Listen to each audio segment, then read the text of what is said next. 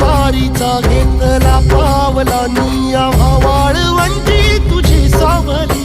गळा भेट घेण्या भीमेची निघाली तुझ्या नाम घोषात इंद्रायणी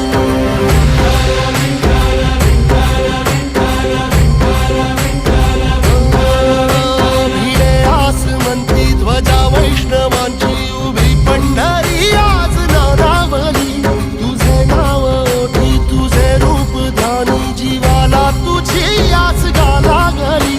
जरी बाप साऱ्या जगाचा परी तू आम्हालेकरांची